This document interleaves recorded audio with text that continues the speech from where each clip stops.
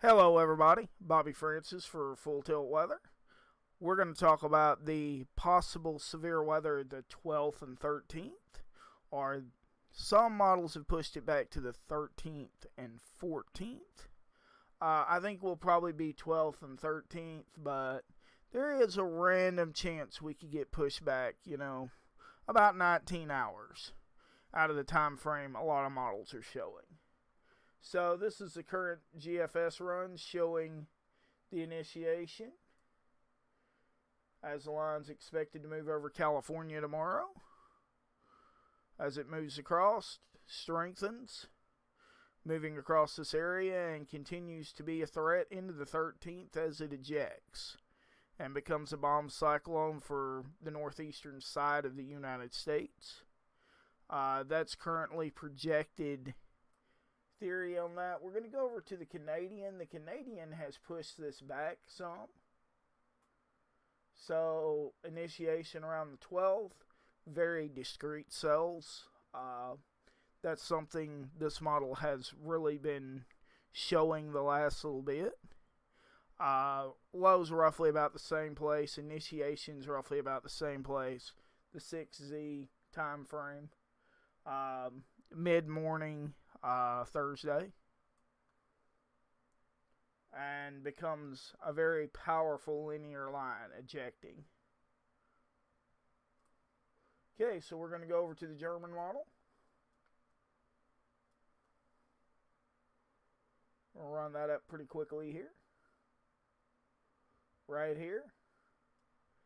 So it's thinking a little bit later. The 12Z sector.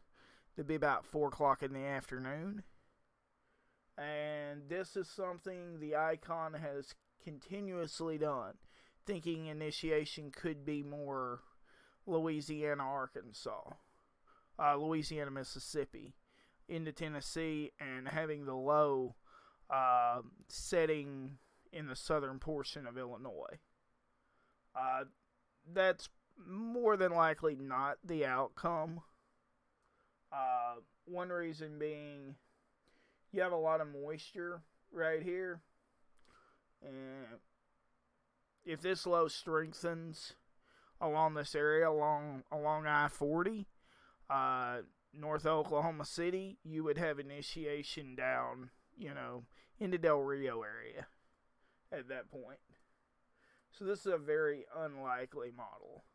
But pushing it forward, it's showing things occurring a little bit later and still getting the bomb cyclone as everything flushes out late in the afternoon Friday. Okay, so we're going to go over the wind variation runs. This is the GFS run showing a very strong wind. This is a 200 millibar. This is roughly 3,900 feet. Rounded, it's actually 3,800 and something.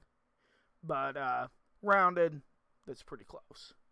Right in here is showing a very, very strong wind bubble right along this area, which is this area that's continuously been getting hit for almost 3 months now. Models are heavily favoring this area. I-35 into around I-55 in Mississippi. Could be some longer track tornadoes here, or some of the models have leaned more towards being more of a wind threat and spin up tornadoes being possible. Either one are possible currently. We kind of need to get a little bit more into data to really decipher this possibility, but either is possible currently. But given this wind flow, you have a strong southwesterly ejecting. Your tornado area is right here. That's the place. Now we're going to go over to Supercell Composure. This is going to show us the possibility of severe weather. I posted this on our Facebook page already today. Showing, what is the time frame for this? This is actually right about daylight. showing some really strong cells initiating right around Cleburne area, as the stronger southwesterly ejects along Ranger Hill. And you have a stronger southwesterly backing that up that is currently, the models are believing, would be located a little bit east of Tennessee, pretty close to Raleigh, North Carolina area. Ejecting a very strong southwesterly over the area. And as you can see, the percentage grows. Then you get into the midday and you go through latent heating. Storms weaken a little bit because you're getting much stronger cape over the area, which makes a lot of sense. So this is probably more of a linear line, capable of 60, maybe 75 mile an hour winds, with base spin up tornadoes possible in the line as the line moves east. And as you can see in the afternoon, then it begins to cool down. You begin to see Alabama come right back into that target zone. And this will continue over the eastern portion of the United States. So we go over and we'll take a pull for the eastern side of the United States. We'll take that same run.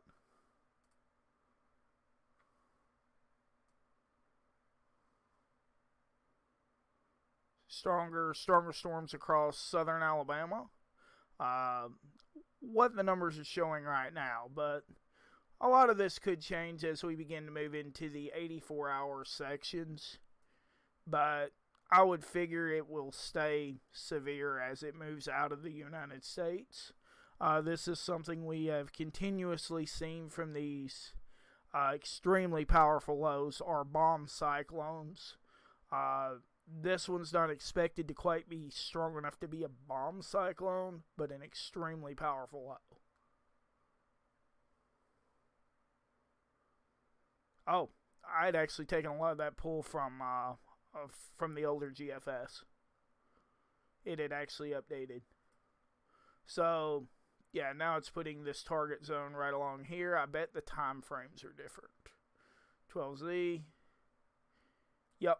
So it's showing initiation occurring almost 12 hours later than the model was showing 3 hours ago.